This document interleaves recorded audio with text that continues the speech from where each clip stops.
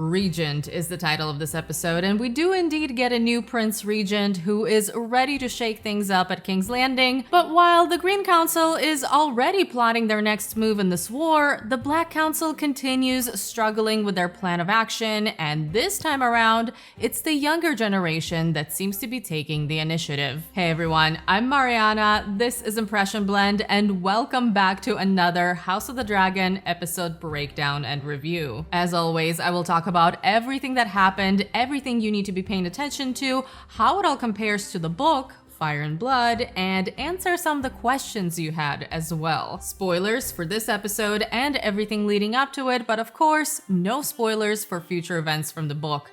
Let's get started. The fallout of the battle at Rook's Rest is felt on both sides, and we open with Corlys grieving the death of his beloved wife, Princess Rhaenys, all alone at high tide, while Rhaenyra grieves at Dragonstone. Things are now even more complicated. For Rhaenyra, Rhaenys was not only an important dragon rider, but also one of her most powerful supporters in Westeros and on her council. For Corlys, Targaryens have cost him pretty much his entire immediate family. His brother was beheaded by Daemon, his daughter died while being married to Daemon, his son died while being married to Rhaenyra. We know he's alive, but Corlys doesn't, and I'm sure he still blames them.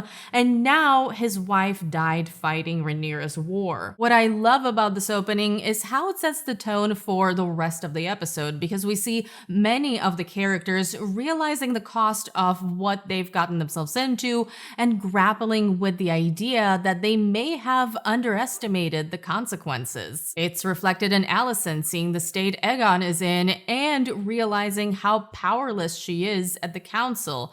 It's Criston Cole who has been changed by what he saw at Rook's Rest. It's Aemond looking at the Iron Throne while Helaena asks him, was it worth the price? It's Rhaenyra realizing she isn't in the position to get directly involved in action, but that lack of direct involvement is also making her look weak.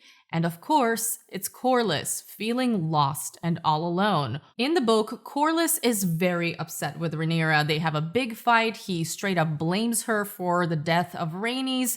But here, his reaction is a bit toned down. And by the end of the episode, Baela, who is sent by Rhaenyra to offer him the position of the Hand of the Queen, essentially convinces him that continuing to fight for Rhaenyra is what Rhaenys would have wanted. I do think they missed an opportunity to give Corlys a bigger emotional arc here by removing an interaction with Rhaenyra right after getting the news of Rhaenys' death, especially since they haven't really been using his character all that much lately. But something you should take note of is that Driftmark currently doesn't have an heir, which is a pretty big deal. They throw in that bit of dialogue with Corlys trying to name Baela as his heir, but she declines, saying she's blood and fire and Driftmark should pass to salt and sea. So keep an eye on how this plays out going forward. Meanwhile, the tension within Rhaenyra's council continues, and I do understand why some people are saying this bickering at Dragonstone is getting repetitive.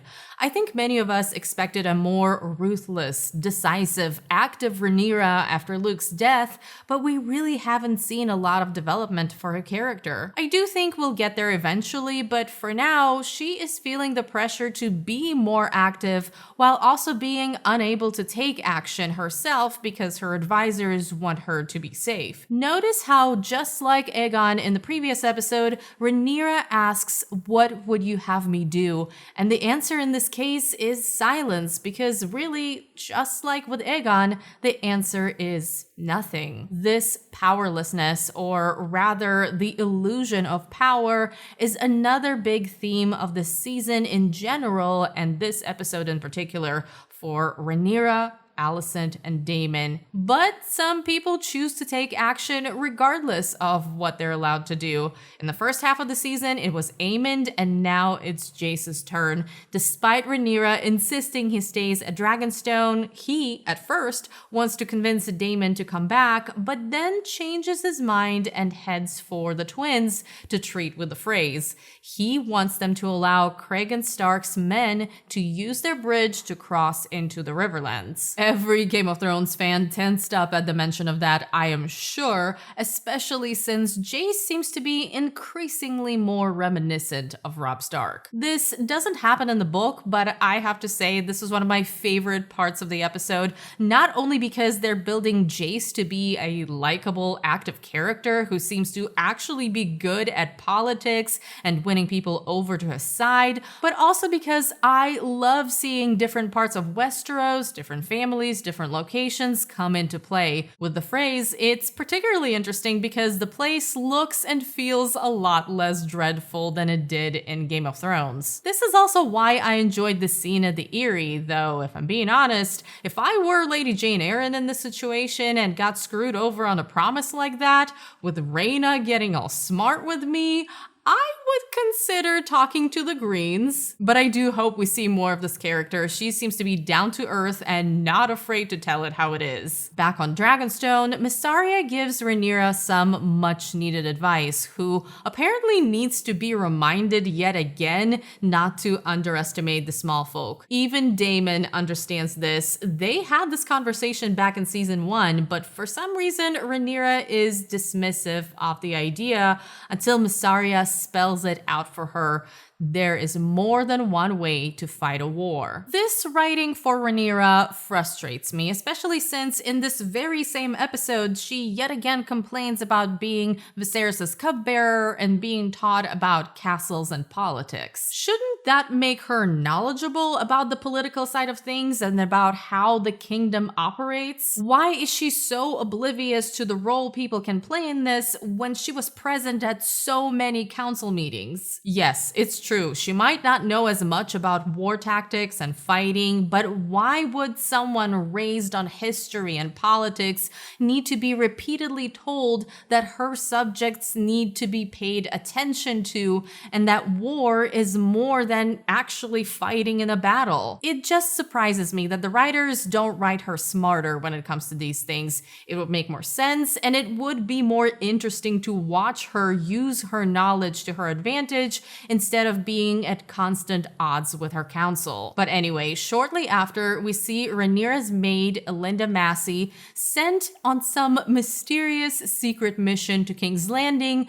where she goes to meet Diana, the girl Aegon assaulted back in season 1 and who now works at the inn we saw in episode 3. What are they planning? I'm sure we'll find out very soon, but I think it's safe to assume this plan somehow involves capitalizing on the growing unrest at King's Landing, where people are hungry and unhappy. Another person who gets sent away this episode is Sir Alfred Broom, the most outspoken member of the Black Council. His job is now to figure out what's going on with Daemon and see how well his army-raising efforts are going. We'll see if Rhaenyra will be able to get her council working together now that he's away, especially now that Jace gave her an idea to find more dragon riders for all their riderless dragons around Dragonstone. How many times can I say the word dragon in one sentence? Could other Targaryen descendants with less Targaryen blood claim those dragons? Jace himself is half strong after all, didn't seem to stop him. Could this also be the reason illegitimate children keep being brought up this season? I'm sure it won't take long for us to find out. But what is Daemon up to? Well, he's still seeing some really weird stuff at Harrenhal, although at least this time around, they actually send him out to do something else for a bit. He is trying to raise an army in the Riverlands, but runs into some very stubborn Brackens who would rather burn in dragonfire than submit to the Blackwoods. Iconic shot here, by the way, easily one of my favorite shots of this season. But instead of burning them, Daemon gets the idea to sanction some war crimes and sends the Blackwoods to terrorize the Brackens into submission by committing atrocities. What's funny is that he says, "There are things the crown itself must not be seen to do."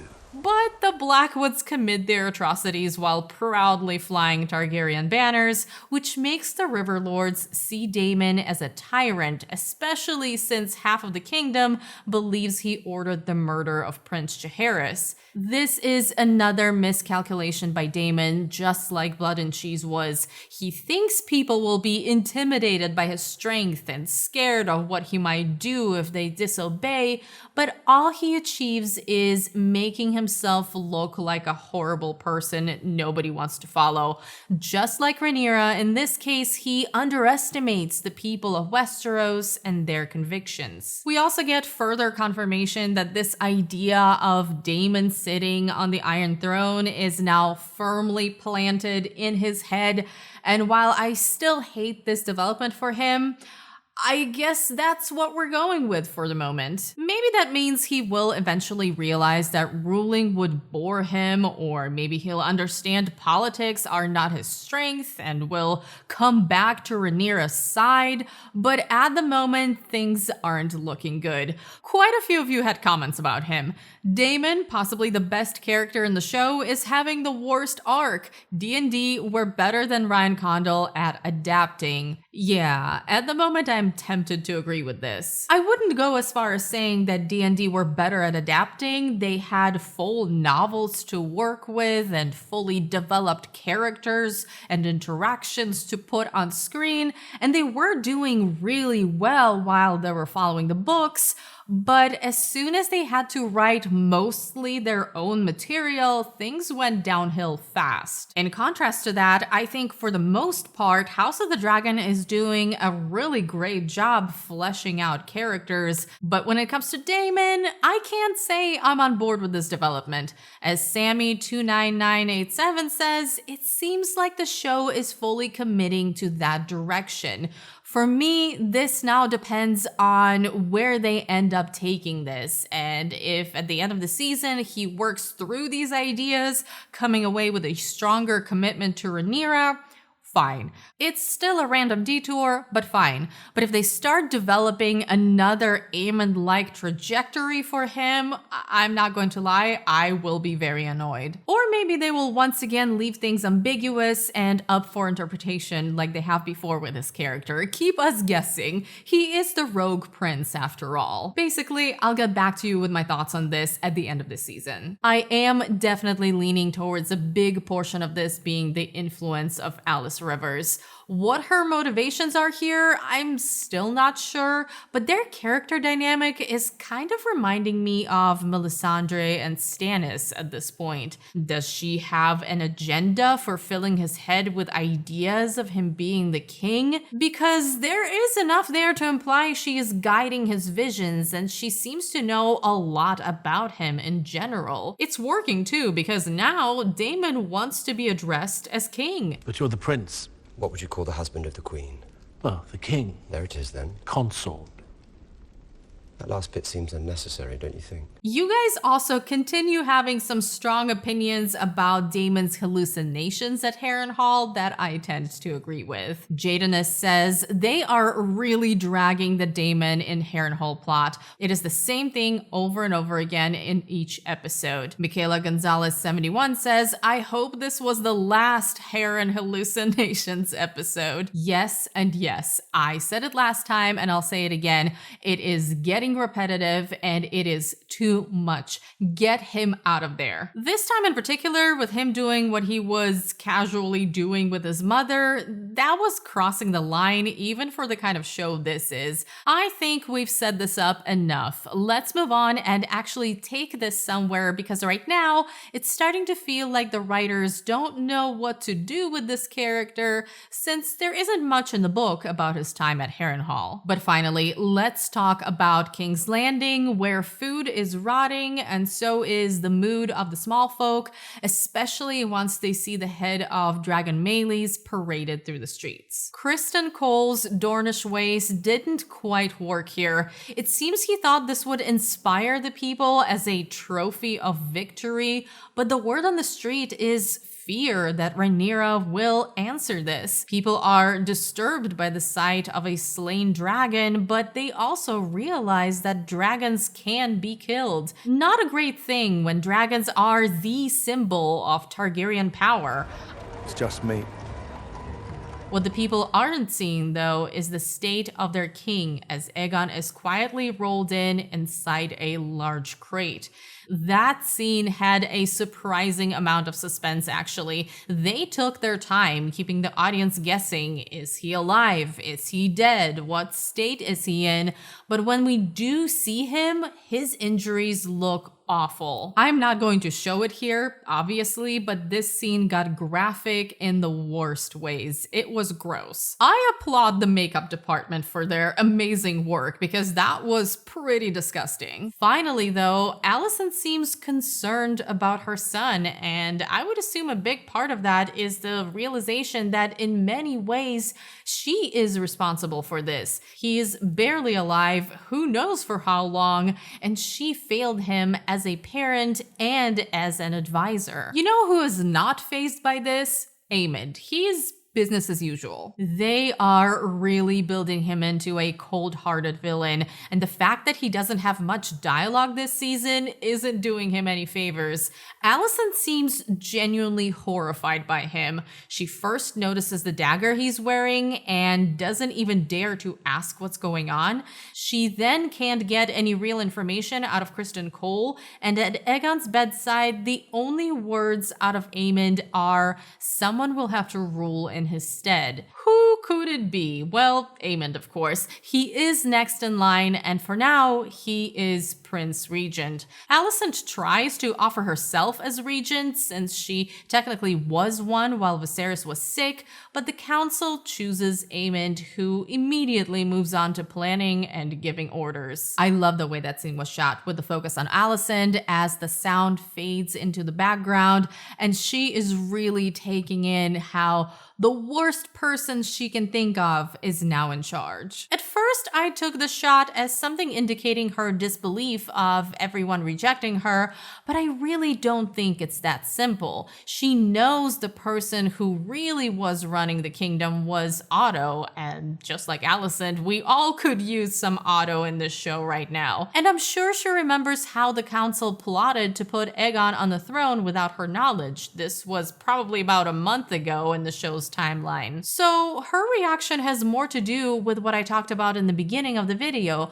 grappling with the consequences of previous actions. This is where all of this has gotten her, and now her kinslaying son is in charge. I think the show is getting dangerously close to making Aemond into this one-note, villainous, vengeful character, and I do really hope someone has a real conversation with him sometime soon. If you think about it, he's barely had any screen time or dialogue this season compared to other lead characters. But there is no doubt in my mind that Aemond is going to be a ruthless ruler, escalating the conflict further. My hope is that he has more personal interactions with other characters, particularly with Helaena. Her one line this episode, "Was it worth the price?" was left without an answer, and I would have actually loved to see this conversation play out. My favorite performances of the episode are, surprisingly,